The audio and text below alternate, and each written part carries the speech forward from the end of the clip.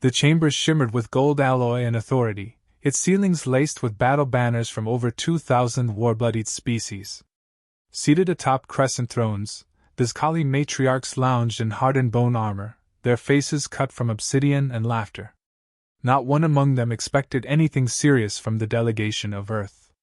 After all, Earth was a minor death world, technologically erratic, socially fragmented, and worst of all, their men were soft. Documentaries circulated on the intergalactic network depicting them in aprons, singing to children, weeping at funerals. The warrior queens had seen it. They'd laughed. So had the council. Today's entertainment was already on its feet. A biped. Male. Human. Tall enough, but too lean. Unarmored. Gray streaks in his beard. He looked more like a forgotten monk than a warrior. He walked into the center of the arena alone, carrying only a smooth, rectangular case in one hand. No escort. No guards. No translator drones. Just the man. Matriarch Vaishkal leaned toward her nearest sister and muttered through pointed fangs. "That's what they sent us. A librarian?" Laughter cracked across the seats like lightning. The warrior women smacked the hilts of their axes to the floor in mock applause. The male didn't respond. He reached the tribunal's center, bowed to the council, and stood tall. "My name is Commander Jack Reeve. I represent Earth's interests." His voice wasn't booming. It didn't need to be. It settled like a whisper beneath the skin. Counselor Rax, a reptilian war priest with a dozen battle scars and twice as many kills, hissed, "Where is your honor guard, human?" "I dismissed them," Jack said, gently placing the case on the presentation pedestal. "This is a personal demonstration." Snickers. These Kali queens didn't just rule through combat. They birthed their warriors through trial and claw, raised them on the bones of their own mates. Men, to them, were reproductive strategies, submissive, quiet, and designed to be discarded. To see one here, standing calmly in the court of warlords, was the diplomatic equivalent of a mating challenge from a pet. "Shall I begin?" Jack asked. Matriarch Vaishkal leaned back, swirling her war-spiced nectar, amused. "Show us, male. Amuse your mistresses." Jack nodded once. The case hissed open. No weapons.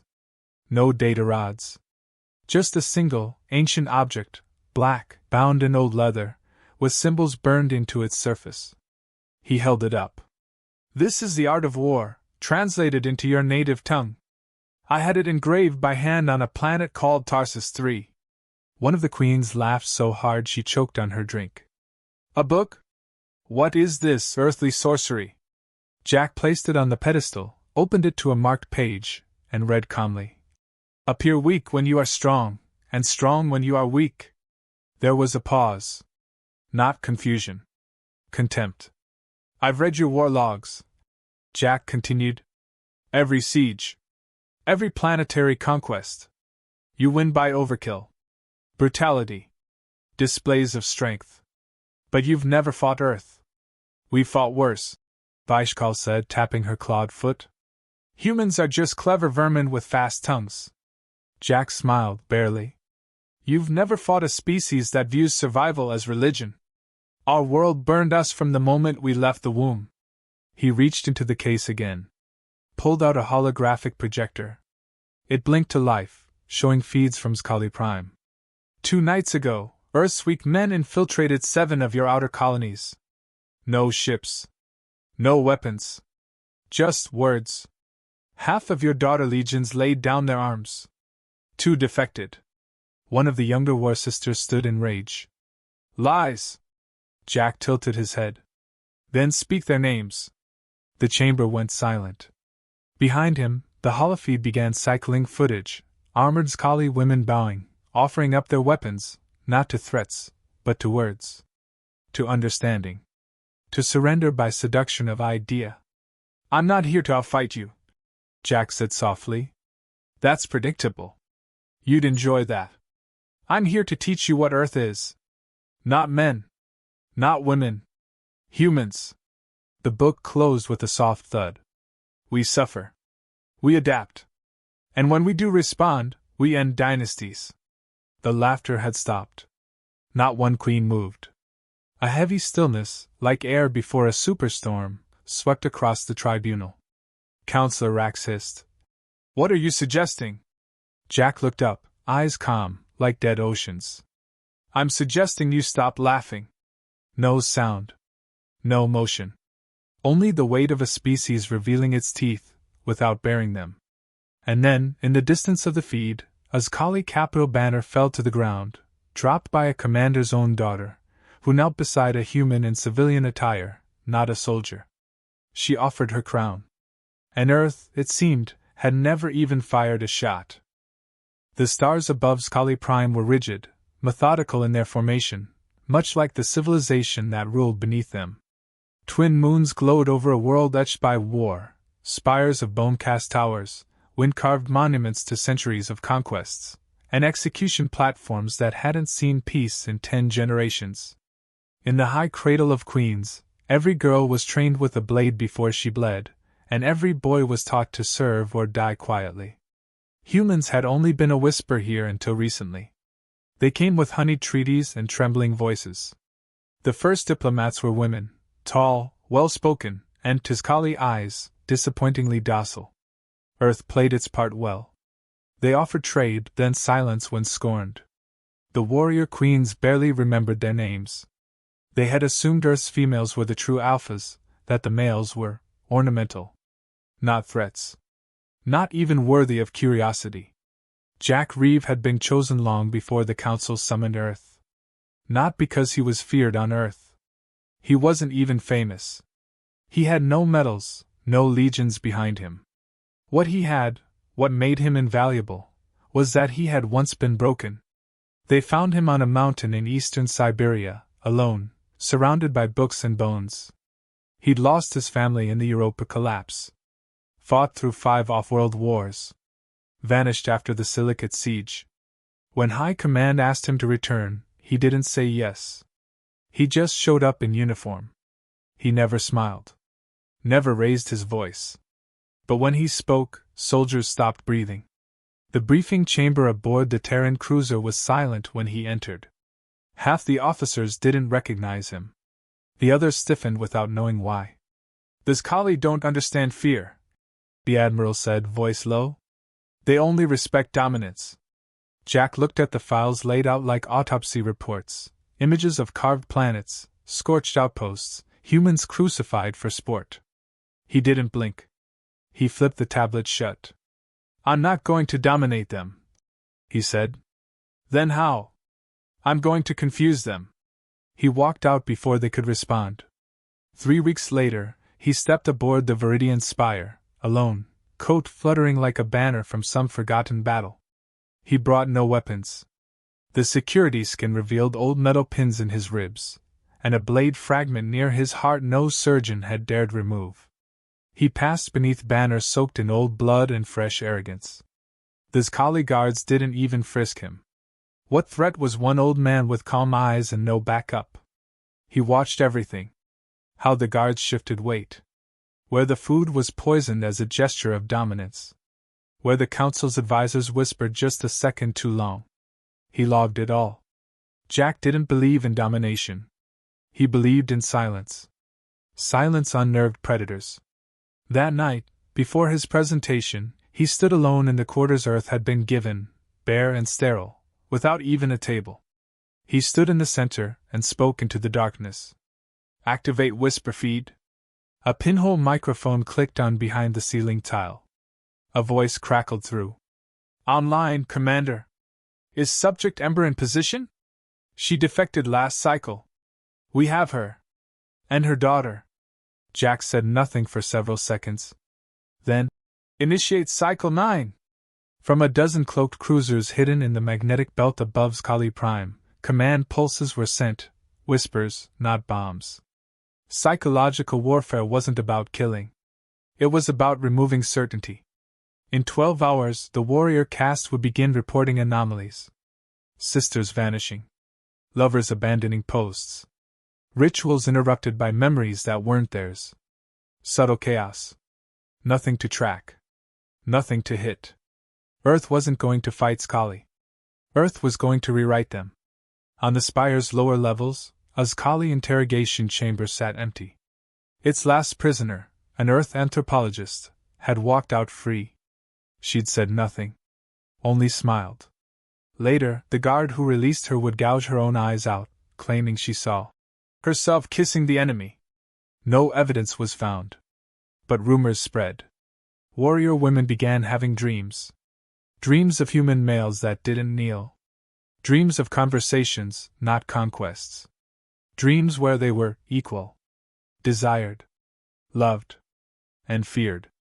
Back in the tribunal, Jack stood before a council of apex killers and never once reached for a weapon. He didn't need one. Every story they told themselves about humans was beginning to rot from the inside. He saw it in their shifting eyes, the way their hands hovered near weapons not to threaten, but to anchor themselves.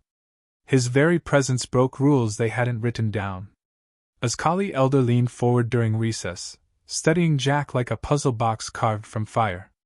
You speak without posturing. Do you not wish to mate with us? Earn favor? Jack didn't move. I'm not here to earn anything. I'm here to be understood. And then misunderstood. Later that cycle, a junior matriarch named Kelly requested an audience. Her hair was coiled in warrior rings, her teeth gold-tipped and sharpened. She stared at Jack for a full minute before speaking. Is it true your men raise children with their own hands? Yes. And that they weep openly in defeat? Yes. And that they write poems instead of victory chants? We do both.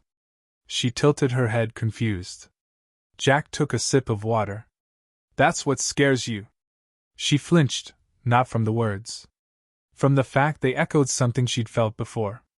By dawn, 2 more matriarchs had privately requested Terran literature. Not for strategy. For curiosity. For the scent of something missing in their culture. The infection had begun. And Jack hadn't lifted a single blade. The dust never settled on the bones of Vel Atraxas, the ceremonial arena orbiting the council spire. Shaped like a broken jaw and suspended by grav hooks above a dying star, the arena had seen blood from every species sanctioned by the Treaty of Rule. Executions, declarations, dominance rituals, this was not a place for words. It was where civilizations bled truths. Now it was silent. 1,000 Scully warriors stood along the tiers, muscles bound in ritual armor, eyes narrow. Below, at the center platform, the human was already waiting. He had arrived early. Commander Jack Reeves stood alone beside the obsidian pedestal. His coat was folded neatly beside him. He wore plain black, no medals, no armor, no insignia. He looked more like an academic than an envoy. That was the point. Matriarch Vaishkal descended from her throne. She moved with the silence of a knife being drawn. Towering and terrible, her armor was black and gold, her eyes ringed with ceremonial ash. She did not speak as she approached him. She simply tilted her head, expecting submission. Jack looked up. No throne, no blade, she said finally, circling him. You mock us with your simplicity. I mock nothing, he said. I'm here to offer understanding. Laughter didn't come this time. Just a few coughs. A few uneasy shifts of feet. Jack turned to the pedestal and opened the black case. Out came a small cube. Plain. Polished. Unmarked. He placed it gently on the surface, pressed a recessed panel. The cube pulsed once, then projected an image in the air, a slow, rotating feed of the Scully fleet. Not schematics. Not footage. Real-time locations. Gasps. Then snarls. Then a dozen fingers hovered over compins, and none dared press them. This is classified positioning, Vaishkal snapped. This is false. Manipulated. No, Jack said softly. It's how we see you. He rotated the feed. Each vessel was tagged with internal temperature, crew count, shift schedule.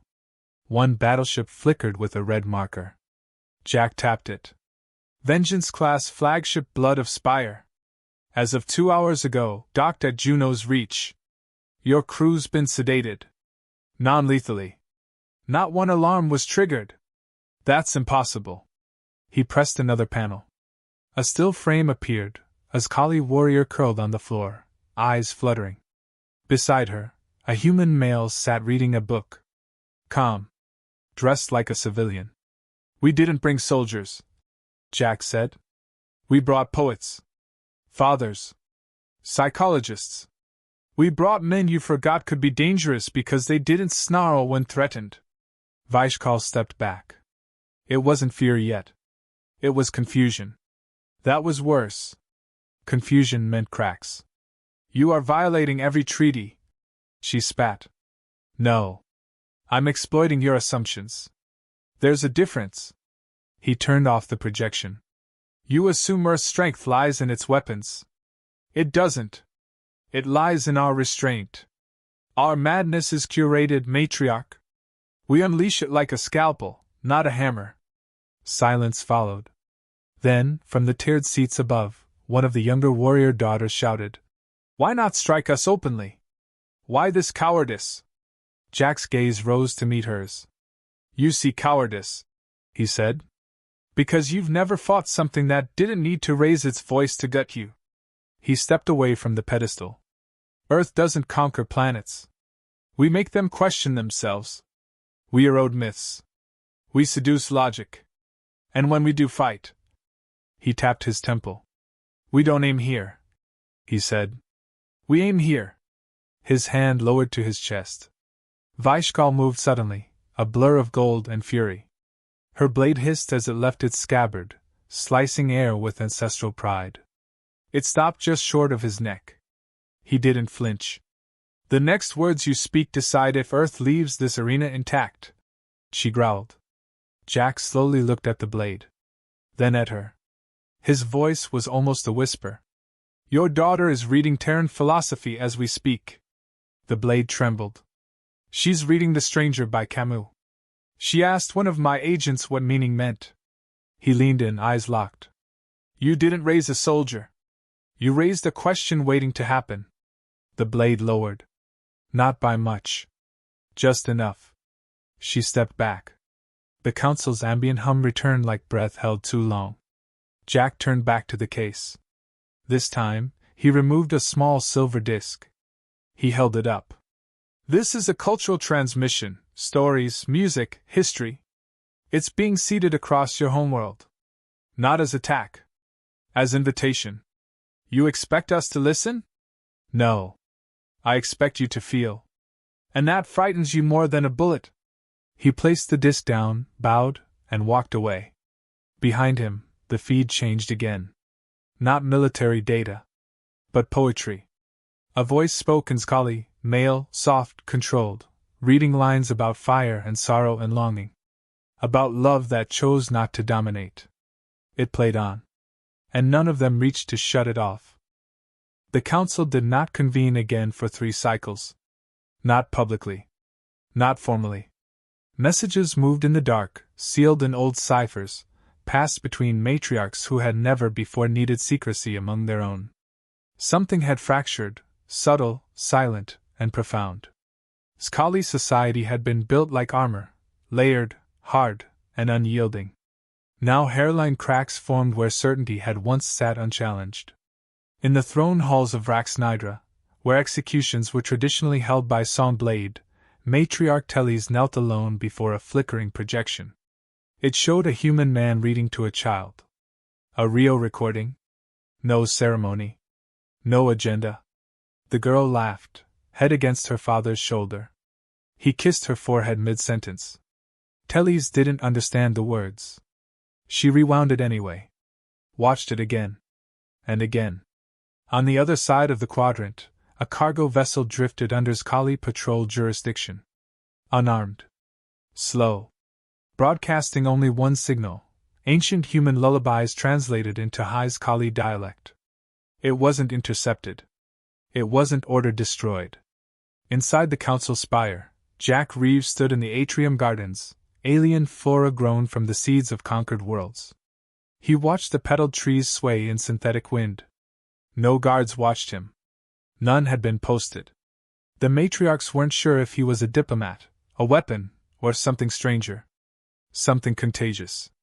Vaishkal entered without announcement. She no longer wore her battle regalia. Her shoulders were bare, arms wrapped in dark ceremonial silk, the kind used for mourning rites. She didn't speak at first. Jack waited. "You've turned our daughters against us," she finally said, voice low. "No," he said. "You did. We just reminded them they had a choice." She exhaled through her nose, sharp and uneven. "They dream of humans now. They ask questions they never should. What have you done to them?" "We gave them mirrors." Vaishkal's fists clenched. "They were warriors. Purposed. Pure. They were human, underneath the training. That is your disease." He didn't deny it. She stepped forward slowly. "Do you think you've won, Earthman?" Jack looked up at her. "You were never our enemy." Her hand lashed out. Not a strike. She grabbed the collar of his coat, eyes seething. "We made empires kneel, Reeve. You think this subtle infection changes that?" "You didn't make them kneel," he said quietly. "You made them perform submission until they could rise again." Her grip loosened. "Earth's strength isn't in domination. It's in persistence. We wear down walls. Time bends to us because we never stop pushing. Even when we're weak, even when we break, we endure. You confuse survival with power." "No," he said. "I just know what real power looks like when it bleeds." She released him. Stepped back. "Your fleet," she said, barely audible. "Yes? They intercepted one of your ships last night. No resistance. No retaliation. Your men sat in meditation as they were taken prisoner." He said nothing. "One of them kissed my second-in-command's hand. Said he forgave her." Still he said nothing. "She hasn't spoken since." Jack met her gaze. "We didn't come to make war. We came to make meaning. And you weren't ready for that." She turned and walked away, pace uneven. Later that night, the upper tribunal called an emergency session. Not broadcast. No attendance. Only 5 matriarchs. All older. All veterans of 100 wars. "We cannot let this infection spread," one said. "It's already spread," another whispered. "Look at our own daughters. They'll turn. They've already turned." Silence. Finally, one asked, "Can he be killed?" No one answered. They all remembered the arena. They remembered how he'd stood without moving and made an entire fleet feel naked. They remembered the poetry still playing in their minds. Some had memorized the lines. Unwillingly. Unforgivably. In their private quarters, younger warriors had begun to hum human songs. Unaware. Unafraid. Some had touched each other not out of conquest, but curiosity. Gentle. Experimental. Words like trust and vulnerability were whispered as if they were forbidden spells. The war they feared hadn't come in steel or fire. It had arrived inside them. And it was winning. Thunder cracked against the hull of the trial ring, not from storms, but from the roar of Skali boots striking in unison. 1,000 war sisters stood on raised bone platforms, forming a perfect circle around the obsidian dueling floor. Above them, the stars pulsed behind a translucent dome, and at the center of it all, bare-chested, scarred, calm, stood Jack Reeve. He had not been summoned. He had volunteered. The trial of bone had not been called in generations. It was a right reserved for challenges of blood inheritance, or the disowning of kin. Never had it been used against a foreigner. Never had it been used to judge a man. Matriarch Red High, the youngest of the highborn daughters and the most violent, stepped into the arena barefoot. Her armor was etched with the names of those she had slain in single combat, 14 across her collarbone, 2 more freshly carved into her left thigh. She was taller than Reeve by a head, her arms coiled with ritual wire, her eyes already flaring with combat trance. "You don't speak the language of warriors," she said, unsheathing twin hooks. "Let me translate." Reeve didn't respond. He removed his boots. Then his belt. Then the coat. A murmur passed through the circle. His chest was a map of pain, Burn scars, plasma lines, frostbite tattoos, shrapnel nests sealed by old world tech. No symmetrical rows of medals. Just history written in agony. Red High blinked. Just once. The horn sounded. She charged. Hooks singing. The first arc would have flayed a creature twice his size, but Jack didn't move. The blade stopped inches from his cheek. He spoke calm, clear. 10 years ago, you executed Azkali's sister for speaking with a human scientist. Red High flinched. I've read your records. She swung again. This time across the ribs. The hooks met skin. They didn't cut. They caught, briefly, and bounced off. An underlayer. Old Terran flexweave, nearly invisible. Non-lethal. Defensive only. Jack stepped to the side. You rule by severing voices, he said. But the echoes always find someone new to haunt. She hissed and drove a heel into the floor, sending a shockwave upward. It cracked the obsidian beneath them. Reeves staggered but stayed upright. He didn't raise fists. Didn't strike. Instead, he kept talking. You believe in strength as lineage. We believe in choice. You believe in control. We believe in consequence. She screamed and launched both hooks like fangs. They embedded in his shoulder. Blood. He stumbled back, the crowd howling. Still he didn't fight. I came here so you could see what submission isn't. He reached up, pulled the hooks from his own flesh, and handed them back to her. You don't understand that gesture, he said. You can't. Not yet. Red High stared, panting. You fear us, he said. Not because we're stronger, but because we're free. Because we look at your gods and don't kneel. We look at your rituals and don't flinch. You broke our bodies, and we kept thinking. That's why you're scared. Her lips parted, unsure of what came next. The horn didn't sound again. The council didn't move. And then, in the silence, a single voice from the crowd called out, not in a warrior chant, but in a Terran tongue, mangled and raw. I read the story of the Mirror Lake. Another voice followed. A second warrior. I dreamed I was human. A third. We are not just daughters. We are minds. Red High turned in place. Her own sisters, some of them removing armor. Some dropping blades. Not shamed. Awakened. Jack stood there, bleeding, silent. Red High dropped her weapons. Fell to her knees. It isn't over, she whispered. Jack nodded. No, he said. This is the beginning. Above them, in the orbiting fleet, alarms rang, not from attack, but from internal override.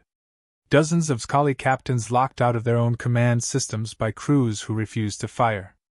Who refused to follow orders. Across the network, broadcasts from Earth flickered onto forbidden channels. Music. Story. Empathy. Jack didn't win the duel. He didn't need to. He changed the definition of victory. The outer spires of the Council Citadel had never gone dark before. Not once in 600 revolutions. Their light was symbolic, unending vigilance, eternal power. But on this night, their illumination flickered then died. Slowly. As if the stars themselves were dimming out of respect or warning.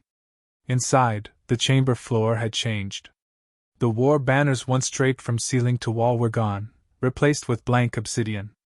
The tribunal chairs were occupied not by queens in regalia, but by figures in plain robes. Not humility. An absence of certainty. Jack Reeves stood in the center, unarmed, his coat draped over one shoulder. No fanfare. No projection cubes. Just him. His presence no longer provoked mockery. It demanded calculation. The matriarchs had lost the comfort of contempt. You brought division, one of them said without force. I brought a mirror, Jack replied. Another spoke slower. Do you admit to strategic cultural sabotage? I admit Earth speaks in tones you refuse to hear. A silence thickened between them. Do you deny causing the loss of command across 4 Skali sectors? No. Do you claim responsibility for the philosophy seeding on our homeworld? Yes. Do you regret any of it? Jack's brow lifted slightly. Do you regret burning 3 species from memory because they offered you poetry instead of tribute? They didn't answer. They couldn't. He let the silence stretch. Not because it gave him power. Because it gave them space, to feel the questions they never permitted. Finally, Vaishkal stepped forward, not from her seat of judgment, but from the edge of the chamber. Her war paint was gone. Her hair unbound. In her hand she carried the silver transmission disc he'd given her. My daughter dreams in your language now, she said, voice steady. He inclined his head. She questions me. She sees you. I cannot unmake what's begun. You were never meant to. She held the disc out. I should destroy this. You won't. Her hand trembled. Then lowered. I still don't know what you are, she said. A threat. A prophet. A disease. I'm just a man, he said, from a world that learned too late how dangerous indifference is. The council stirred, restless. Truth, when undressed, had a habit of clawing at power. The eldest matriarch rose, spine cracking under armor not worn in decades. There will be no verdict, she declared. Jack didn't move. There will be no war. Not with Earth. Not now. No applause followed. No cheers. Just breath. Just stillness. Jack turned to leave. Vaishkal stopped him at the threshold. What happens next? She asked. Humans keep being human, he said. You'll try to resist. Some will. But others will wonder what it means to raise a child without preparing them to kill. Is that victory? No, he said. It's a beginning. Outside the spire, the night remained dark. But the streets of Skali Prime glowed, not with fires or searchlights, but with flickering screens. Voices from Earth. A lullaby here. A lecture there. A child reciting a poem about water. In the high towers, where warlords once plotted campaigns, daughters now sat in circles reading Terran books aloud.